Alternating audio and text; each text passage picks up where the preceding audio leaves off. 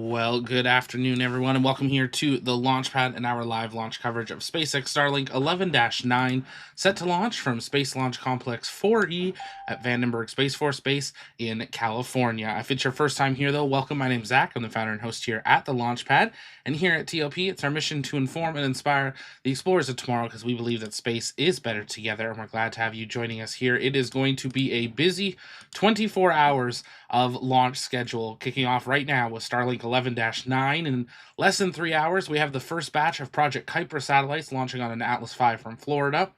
So later in the night, we have Starlink 12-10 launching also from Florida. Early in the morning, we've got Vega C launching from the French Guiana. Tomorrow, Alpha will try to launch Message in a booster again from Vandenberg. And then we have a launch on Wednesday evening after a little bit of a break. As always, if you want to stay up to date with the latest on the launch schedule and what the launch windows are, you can head over to tlpnetwork.com, click on that launch button, and follow along there. Now, we are looking at a live radar view coming in from the GOES satellites above Earth, looking at the weather conditions down on the west space coast as Vandenberg gets ready to see another launch here today. Now, SpaceX Starlink 11-9 is set to launch on booster 1063, going for its 25th flight on a 33-day turnaround. This booster previously supported Sentinel-6, DART, Transporter-7, Iridium OneWeb, SDA-0B, NRL-113, 167, and 149, and 16 previous Starlink missions. SpaceX's autonomous drone ship, of course, I Still Love You, stationed downrange in the Pacific Ocean. Now, a reminder that there is the chance that you could hear one or more sonic booms if you're in the Santa Barbara, San Luis Obispo, or Ventura area. If you happen to be down in that area and get photos or videos of today's launch, make sure you send those to us over on our social media on X, TLPN_official, or even easier, drop them in the SpaceX chat over on our community Discord. That's where our community hangs out in between streams, and we would love to see you in there. Now, SpaceX is getting ready and going live here, so we are going to patch in their live feed and listen in to SpaceX Mission Control as they continue through the countdown for today's launch. You are now looking at a live view of Space Launch Complex 4E, where Falcon 9 is fueled up, ready to go at T-minus 4 minutes, 47 seconds, and counting till launch. Now, we got people tuning in from all over the world. We're glad to have you joining us here. If you haven't yet, take a moment, let us know in the chat where you're watching from. We got Arto, sorry if I'm saying that wrong, in Finland. SMW is in Maine. We got Paul in South Carolina. Gary's in Seattle. Great to have you here. We got Princess in Canada. Lots of people tuning in. Great to see so many regulars here. If you haven't yet, take a moment, engage that like button, share out the stream, invite people to join us. It really does help us out, and we appreciate your support in that way. It looks like a beautiful day down at Vandenberg, and a day we can actually see the rocket. And you can see there those fairings up on the top. Inside the fairings today, we do have 27 Starlink V2 minis, all the regular Starlinks, no direct to sell on board today's mission. Now, if you guys have questions, you can send those in the chat by tagging us at the Launchpad, and we'll work on answering those live through today's flight. As usual, SpaceX no longer provides live coverage of deployment of the Starlinks. That deployment set to occur after a second burn of the second stage, 53 minutes into flight, with deployment scheduled for 59 minutes, 54 seconds after liftoff. But of course, we will be staying with you live through first stage landing and SECO 1. T-minus 3 minutes, 25 seconds and counting. Lots of people tuning in from all over the world. We got Chaz in Tulsa, Oklahoma, Keith in Amsterdam, John's in Utah, Irwin's in New York, Joe's in Riverside, California, Paul is in the UK, we got Hans in Nigeria, welcome, Roadman's in New Zealand, we got Pyro in Ireland, Mike's in Vancouver, Miles is in Nova Scotia, Anthony is in London. Now, if you are happening to watch in Canada here today, we're not going to dive into it or tell you who to vote for, but I am going to tell you, go out and vote. It is an election day for the federal government here in Canada, and that is an important thing to do. So you can always watch the launch on a replay, but take a moment and get out there and be informed and go vote. T-minus 2 minutes, 35 seconds, and counting till launch. We've seen strong back retract there now occurring. Falcon 9 topping off its tanks. A T-minus 1 minute, that is when Falcon 9 will take over the count, pressurize its tanks to flight levels. T-minus 45 seconds, the launch director will give that final go for launch.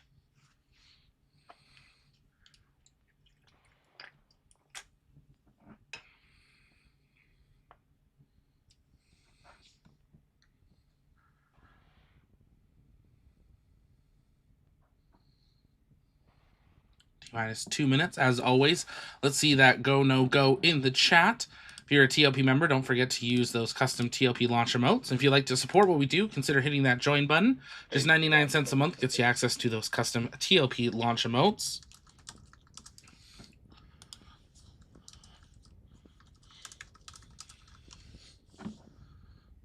T-minus 90 seconds. Ground gas closeouts.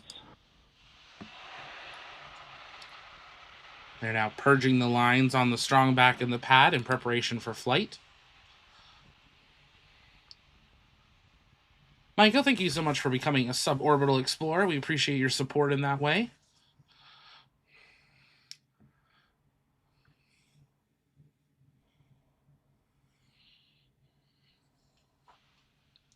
T-minus 60 seconds. Falcon 9 is in startup and has now taken over the count and is pressurizing its tanks to flight levels.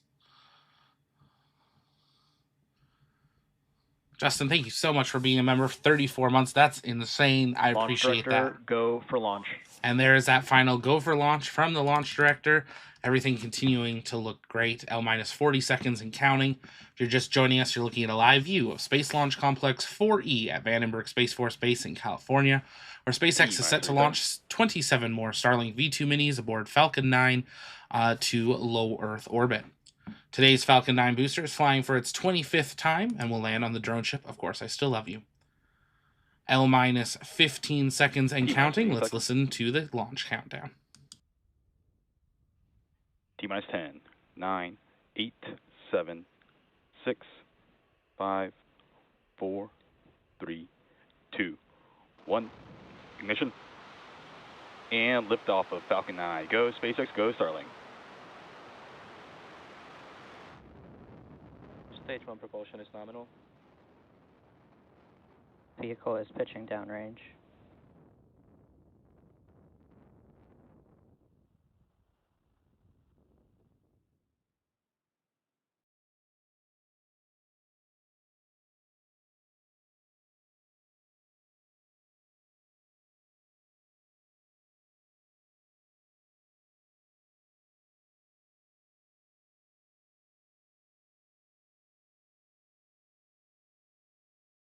Falcon 9 has cleared the tower. The first milestone in today's flight will be max Q, that moment of peak mechanical stress on the vehicle. Just 17 seconds away. Let's listen for the call out.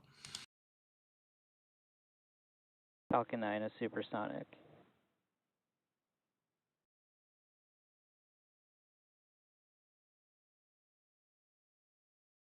Max Q. And there's that call for max Q, maximum dynamic pressure. Now, Falcon 9 will continue on its flight, with big sequence of events coming up, starting off with MECO, or first stage main engine cutoff at T+2 minutes, 25 seconds, or just a minute from now. This will be immediately followed by first and second stage separation, MVAC engine start, or SES-1, grid fin deploy on the first stage, and then about 20 seconds later, fairing deployment. Everything continuing on a nominal trajectory. Now, as always, once we get past that moment of separation, I see the guesses already coming in. Let's see what those guesses are for today's apogee. The first stage, once it cuts its engines and separates from the second stage, will still continue to coast to a higher altitude, which is its apogee. Apogee is the highest point in its flight that with its velocity that it reaches before it begins its descent back down to Earth, conducting 2 burns prior to landing. So we always have a little bit of fun. See your guesses in the chat. Princess says 119, Paul 118, Justin 115, David's 119, Devra 119, Stub is 114. Standing by for MECO. Let's listen to the callouts.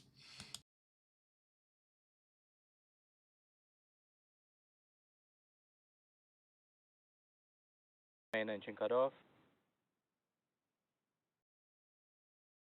Stage separation confirmed.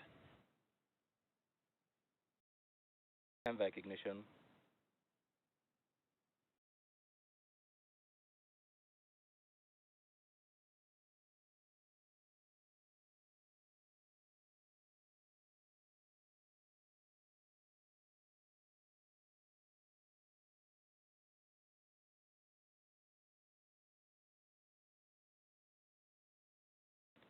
Fairing separation confirmed.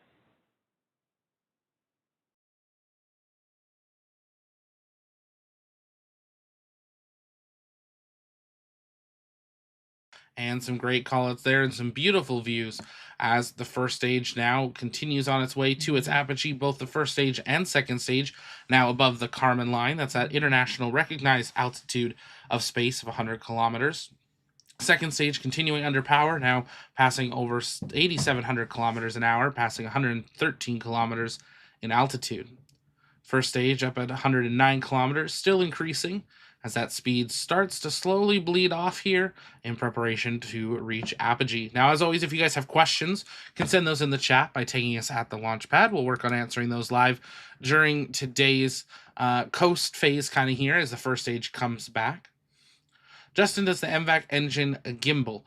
I believe it does. It has RCS though. So I believe there was a variant, but they use the RCS now.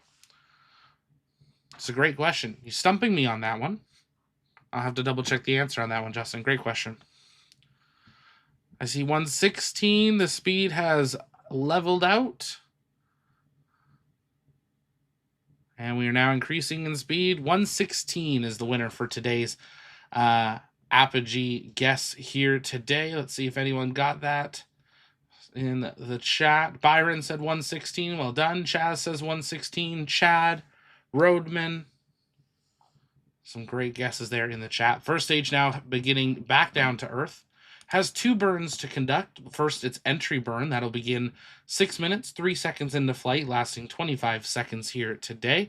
Then we'll have landing burn, 7 minutes, 49 seconds into flight, lasting about 25 seconds before it touches down on the drone ship. Of course, I still love you. Now, a quick programming note. We do have the launch of Atlas V with the first batch of Project Kuiper satellites for their internet constellation for Amazon. Liftoff is currently scheduled for 7 p.m. Eastern Time. We will be beginning our live coverage around between 6 and 6:30 as we count down to that launch and bring you the latest updates from ULA. We did just get confirmation from the United Launch Alliance Mission Control. They have received a go to begin propellant loading here. So as they continue through the countdown, they are beginning that cryogenic propellant loading for today's Atlas V mission. They, of course, continue to monitor weather, but the forecast is 70% go for launch, which is a great opportunity for liftoff here today. Much better than it was previously, so we hope you'll join us back here in just less than a couple of hours for an Atlas V launch. T plus 6 minutes into flight, standing by for entry burn. Stage 1 entry burn startup.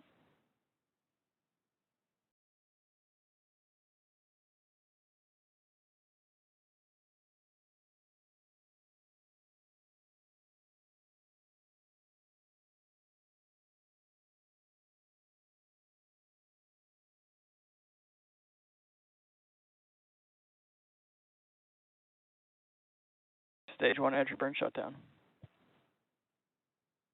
And that entry burn has now completed. The first stage now falling through the Earth's atmosphere, just using its booster size, the grid fins, and the thickness of the atmosphere to burn off that speed. It's going to increase in speed here for just a moment, and now it's going to start bleeding it off, now below 30 kilometers in altitude and descending towards the drone ship. Of course, I still love you. It will, of course, conduct a final landing burn before touching down on the drone ship, but just look at that speed bleed off, and all that is the thickness of the atmosphere and the booster itself. There is no propulsive slowing at this time. David, Atlas V is launching from Slick 41 at Cape Canaveral Space Force Station in Florida.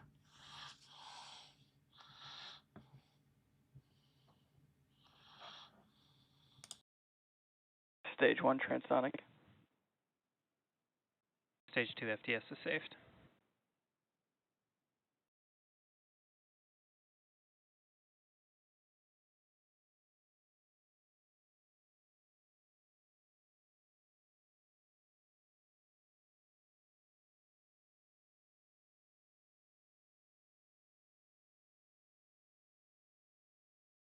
Stage 1 landing burn.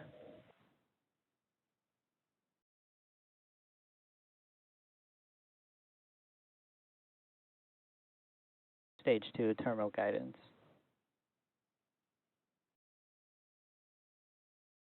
Stage 1 landing leg deploy.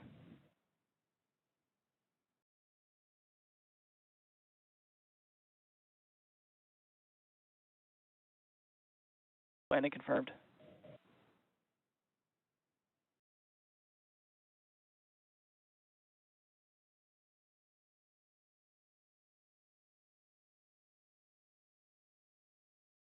And with that, we're standing by for confirmation of SECO 1 on the second stage as it continues into a coast phase.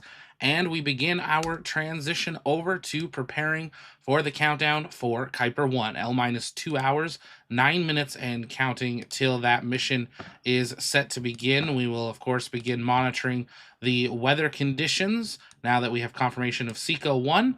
And there is a live look at the current weather conditions down on the Florida Space Coast, where we are now just 2 hours away from the first ever operational launch of Project Kuiper. That is going to do it for our live launch coverage of today's Starlink mission. We'll be back live shortly to begin our live commentary coverage of the first Amazon Project Kuiper launch. But for now, from our TLP Canada studio, my name's Zach, and we will see you next time because space is better together. Goodbye.